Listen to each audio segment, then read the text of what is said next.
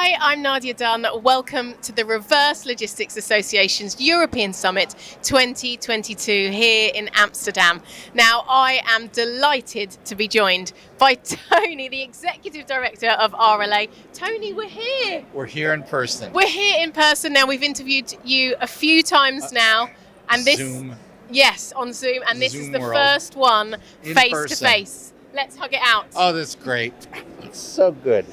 It's so lovely to see you. It's so good to be in the three-dimensional world. It really is. Thank you for taking the time to come and see us as well. I know it must be so busy for you. A little bit. That's a good thing, right? It is, absolutely. It's been good. Tell us about that. How has it been in the lead up to this event? You must have been very busy. Does it feel a relief now? It's a great sigh of relief because the buildup is the struggle when we're across the water, trying to be a global association, trying to talk to our colleagues here in Europe to convince them to come. And we did. We convinced more than 100 of them to be here, and that's all we had space for. So it's a sigh of relief. And has everyone turned up that you were hoping to? 98% of them did show up, and some new ones showed up by surprise. So we're very, very happy, and so are they. There's a good group in there. Now, tell us, Tony, what's the hot topic on everyone's lips at this event? Cross-border returns. It absolutely is. I mean, we talk about circular economy, it's important, but without dealing with the cross-border returns aspect of it, and we don't deal with that in the US because we got 50 states you go across. Here you've got 28 countries basically, and it's not easy to go across them with returns. So that's one of the most important topics, and it blends into that circular economy concept. And you spoke about a new business model today on one of the panel discussions. Tell us about that. It's not a good business model, but the reality that's happening is that some companies are telling people, just keep your returns, especially if it's a lower price point. Just keep it, we'll give you full credit for it. Well, it's a dangerous business model. Number one, customers will tell other customers to do it, and that's not good for the retailers or the manufacturers. And number two, it shifts the responsibility to, if there's something wrong with it, they're saying, you, Nadia, you get rid of it instead of us. We don't want it back. We'll just give you your money. We'll make you responsible. And it plays a game with the carbon footprint measurements, the sustainability measurements, and everything else. So it's a little bit of a game going on in that space, and we don't like that business model a lot. Talking about sustainability, that is something that personally, when I've been talking to people here, it's something that everyone is talking about, and the awareness, trying to kind of spread that awareness. What are your thoughts on it? Well, the thoughts are that Europe is far ahead of North America on it because we've got the geography. We've got the space to get rid of things. You don't in Europe. And Europe is ahead in terms of sustainability focus. Let's do something with it rather than throw it away. The entire culture in Europe, in virtually every country, is to don't just throw it away or take it back, do something with it. You bought it, keep it, do something with it. In the US, you bought it, send it back, or throw it away. And it's a different culture shift.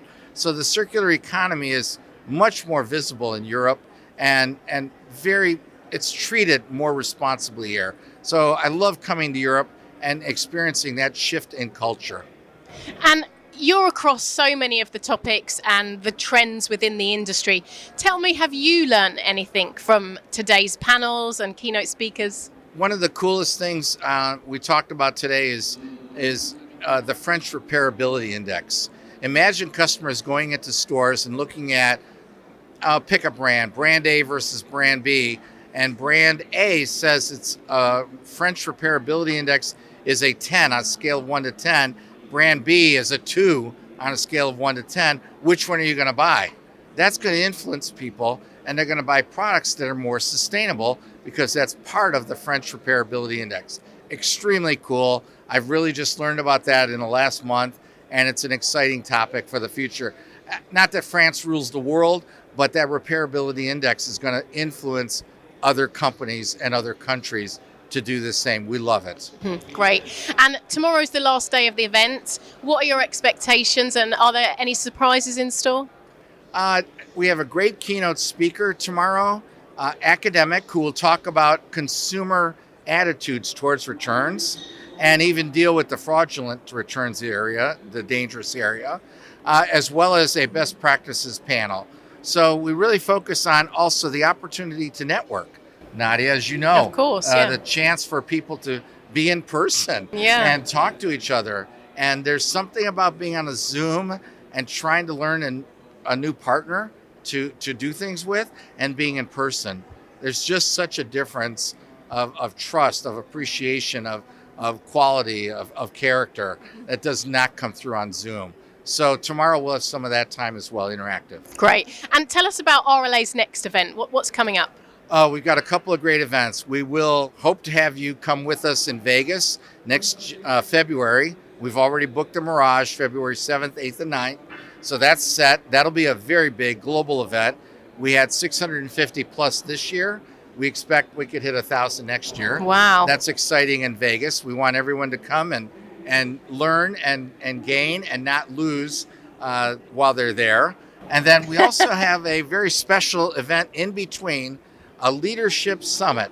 Now this one's going to be by invitation only, Nadia, and it's for our higher level members, for our retailers, our manufacturers, the board companies, and it won't be involved in a hall. It'll be basically a reception, dinner with our board members. So the opportunity to talk directly to Walmart and Amazon and Home Depot and Dell, directly sitting at dinner with them. So it's a leadership summit, and it really is about what is RLA going to be over the next couple of years.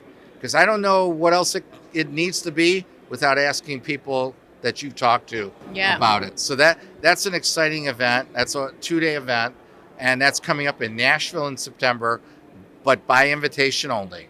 Excellent. Well, all sounds very exciting, Tony. We're hopeful. Now, lastly, one thing I've been asking the interviewees that we've had on is if you could describe this event in one word, what would it be? So coming from yourself, what is the one word for this event? Well, circular would be a little hokey, so let's go with enthusiasm. Lovely. There's wonderful enthusiasm and energy here. Well, let's hope there's even more energy tomorrow. It's been great to see you in person. Thank you so much for taking the time to come and see us. Absolutely. Thank you, Nadia. Thank you. All right.